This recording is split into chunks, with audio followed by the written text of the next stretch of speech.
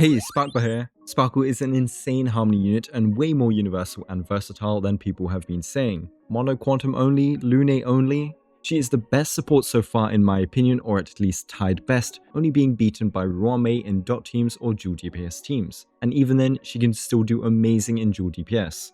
Today, you will see just how well Sparkle can cook, as well as some crazy Sparkle ideas you won't see anywhere else.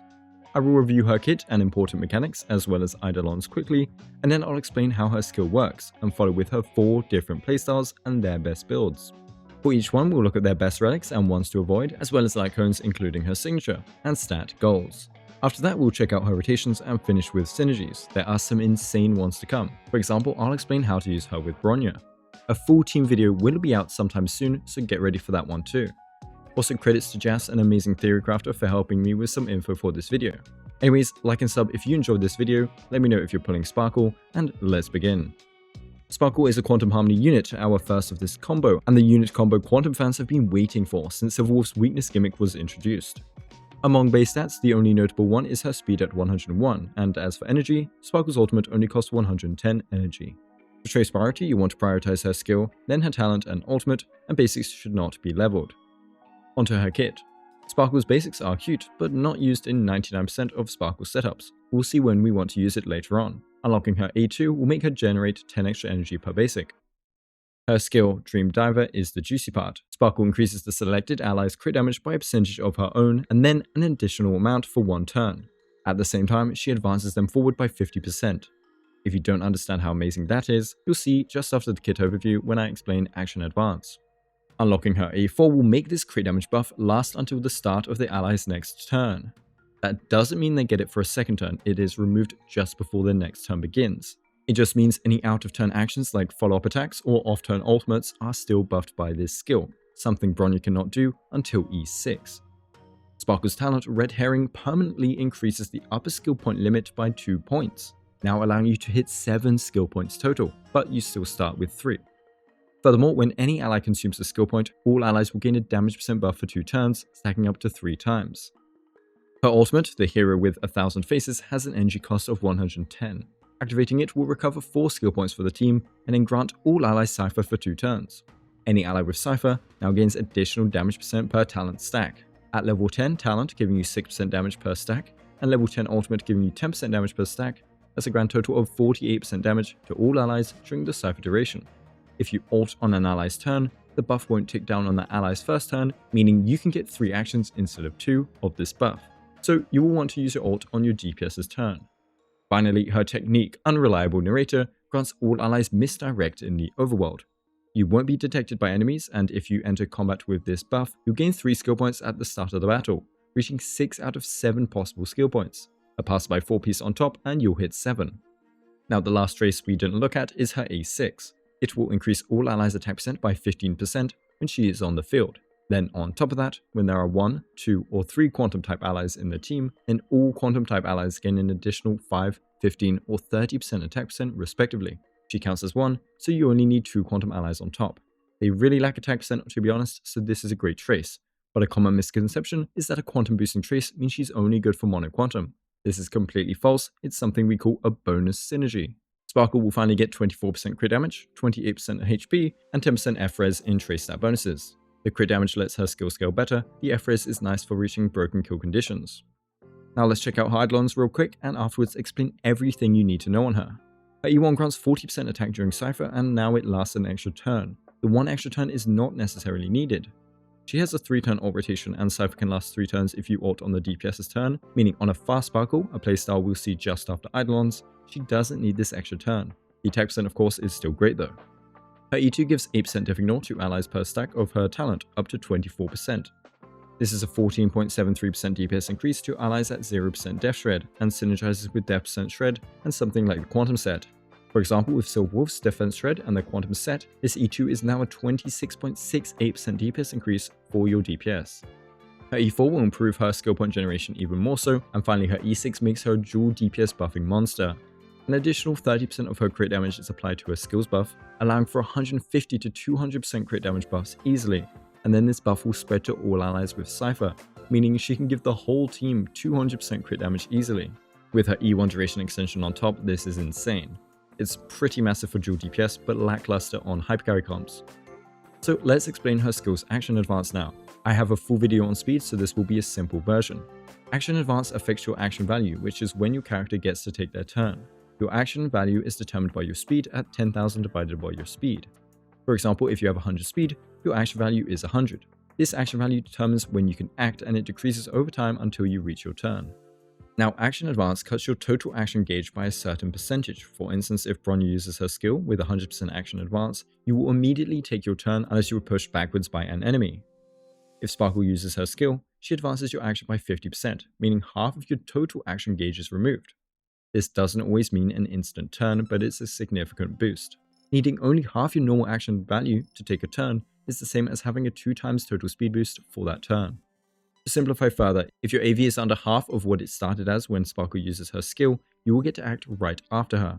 So if you're below 50 AV with our 100 speed, 100 AV example, Sparkle's action advance effectively lets you act immediately after her. An easy way to see this is through the action order top left, or by seeing if your AV is under half of 5,000 divided by your current DPS's speed. Either way, this is massive, this changes everything, and it can be exactly as powerful as Bronya's advance in certain setups. So this now leads us to her playstyles.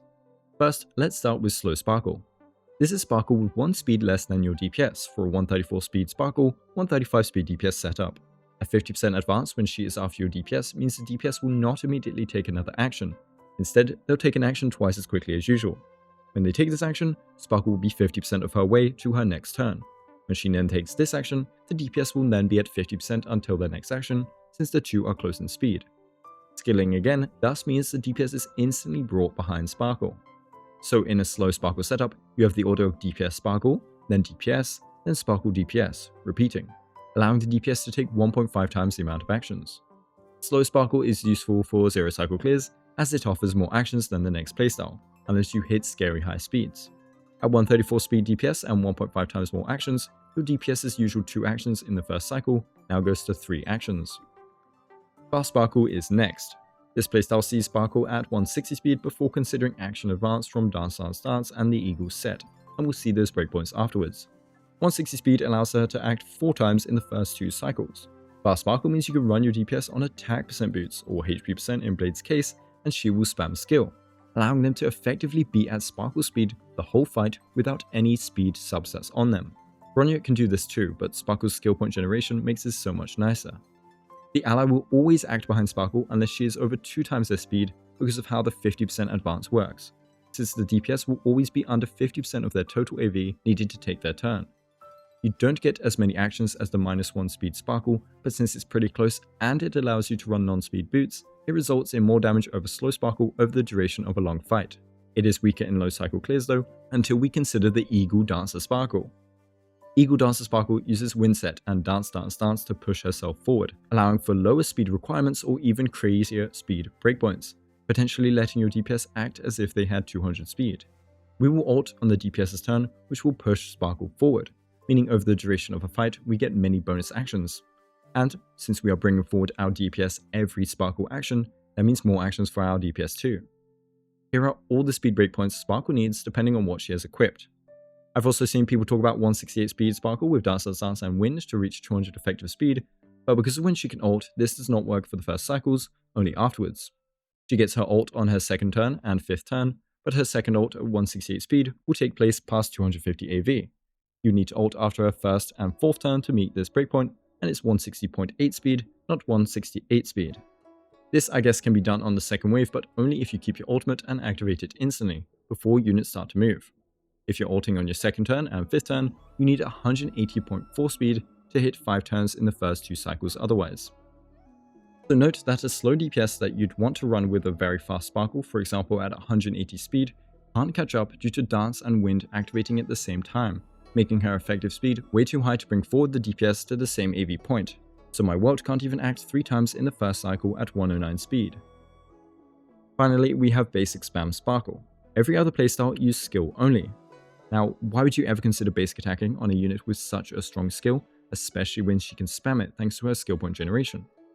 Well, her A2 gives her 10 energy on basics, equaling her skill's energy, meaning she can generate 1 skill point per turn and still hit a 3-turn rotation. That's 4 skill points generated for 7 over 3 turns, or 2.33 a turn, which is the best skill point generation in the game by far. Watch and Pela who. This is enough to sustain a 134 speed skill spam Bronya on any DPS not named Qingque or Lune, which is something even Pela cannot do, and she still brings damage benefit.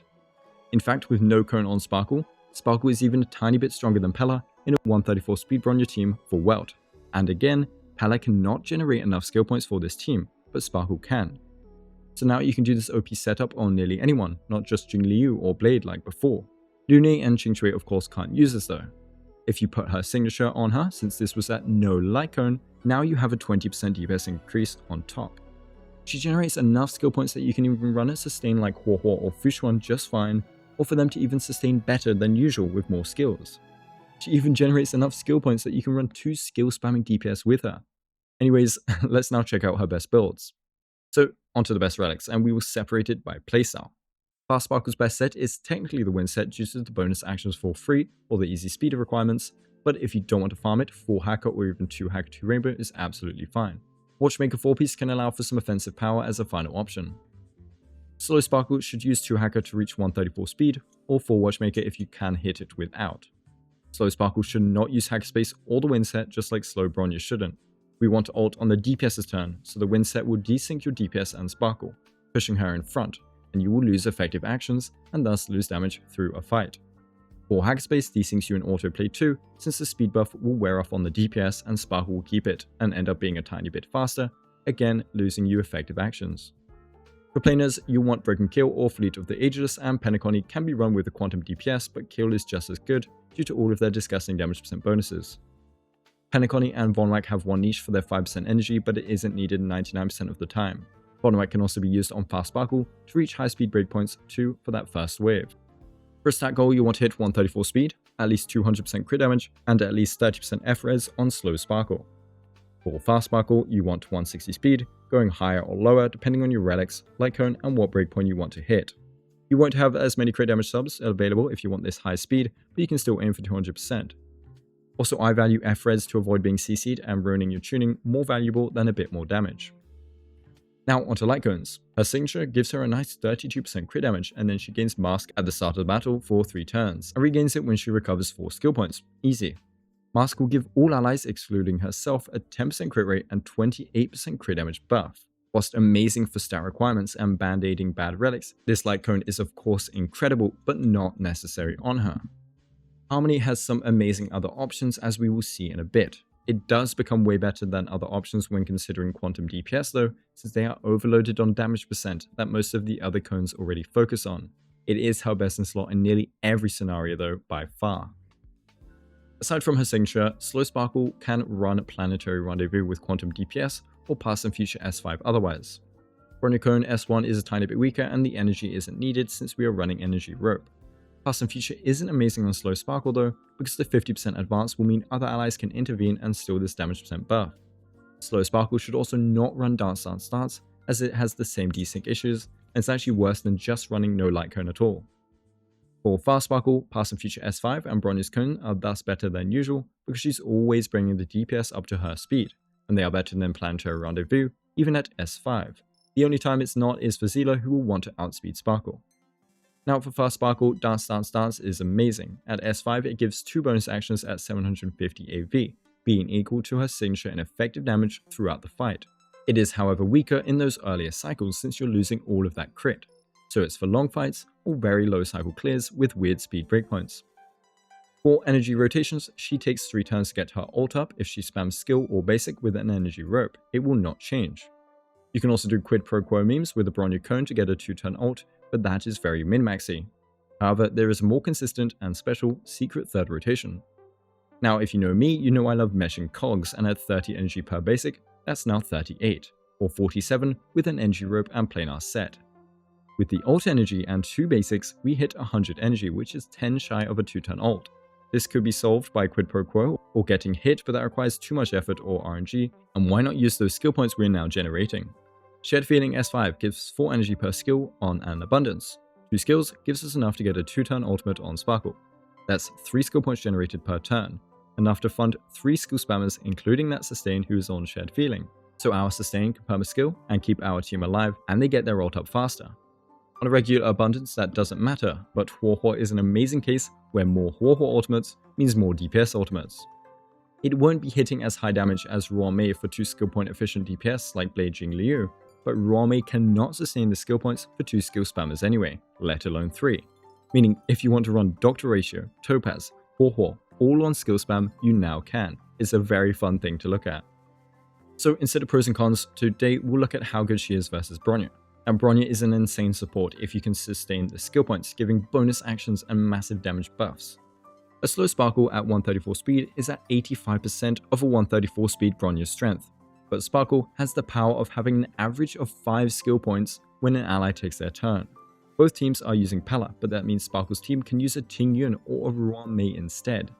If we add Ruan-Mei, our team is 28% stronger than Bronya's strongest setup with Pela, which again, we cannot sustain skill point wise on any DPS that isn't Jingliu or Blade. And so, slow Sparkle is just a better slow Bronya on any DPS unless you are running Jingliu or Blade, and in Blade's case, you can just run both. If we compare fast skill spam Bronya to fast skill spam Sparkle, then Sparkle is only a little bit behind compared to that massive advantage that slow skill spam Bronya had. This is because fast skill spam Sparkle advances the same amount as Bronya due to how advance works. Again, she can use a secondary buffer in this setup fine and come out stronger. Basically, the whole strength of Sparkle is she can do things nearly as well as Bronya, but with the skill points on top. This is all with S1 Bronya by the way, and E1 would help a bit, but not enough to do the same things that Sparkle can do. The only playstyle that can do as well as Sparkle and also use a secondary buffer fine is 160 speed, basic skill alternating Bronya with a slow DPS, but that still won't generate the same amount of skill points. Finally, if we consider follow-up DPS, then Sparkle is just way better, since pre-E6, Bronya's skill cannot buff their out-of-turn follow-up attacks. To conclude, Bronya is still amazing, and if you don't have a cleanse on your team, I guess she does have one. Sparkle basic spam also enables slow skill spam Bronya on nearly any DPS now too, which makes Bronya better. She both power creeps Bronya and also makes her super relevant again, how nice. So onto synergies. I will do a full team video soon, so we won't go too in-depth here today, it's already been a pretty long one. And we will start by saying she's amazing for every DPS in the game, outside of damage over time units. My best team video included some Sparkle pairings, but I can't tell how much she will affect the team building just yet, so I couldn't include Sparkle if she is in fact the best support in every team. Some examples of DPS that will love her are skill point intensive DPS, who are of course going to love her. These are Seele, Imbibe to Lune, and Xingque. For Seele, she will hit 143.75 speed with no speed substats after one skill, so you'd keep your Sparkle at like 142 speed and skill spam that way. If you run in the night and go for 150 speed after a skill, then you'd put Sparkle just behind again. If E2 Seele, you're going to hit 172 speed, so Sparkle can run 160 speed as usual. As for Xingque and Lune, them being able to go attack percent boots, get a ton of skill points, and act effectively at 160 speed is just insane. Follow-up DPS are another synergy. Her A4 trace makes her crit damage buff last until the start of their next turn. This means any follow-ups in between their actions are going to be buffed, which is something Bronya cannot do. For a unit like Jin Yuan, Sparkle is his best support in the game. With a fast Sparkle, you're acting at 160 speed with no speed needed on Jin Yuan, and you will always take 2 turns every Lightning Lord, get massive buffs, and your Lightning Lord will be buffed too.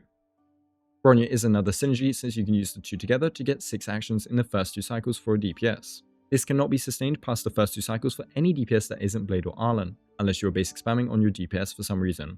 However, it can be sustained in the first 2 cycles, and so if you do slap the enemy silly before your skill points run out, then the 2 together make for an amazing combo for 0 cycle clears. This combo also is a reason why Blade is an amazing synergy with Sparkle due to his lowest skill point consumption, and thus his ability to run the 2 together and spam our actions non-stop past the first 2 cycles. Finally, we already talked about how basic spam Sparkle can enable Bronya too. If you want to run the 2 together on skill spam, you would run Sparkle 135 speed, Bronya 134 speed, and the DPS at base speed. You can also do 161 and 160 speed if you want for an additional action in the first 2 cycles. You can also try alternating basic and skill on Bronya for more skill points for other DPS, but that takes some very difficult speed tuning. If you basic spam on Sparkle, then you'd want your DPS at 135 speed, Bronya at 134 speed, and Sparkle at 160 speed.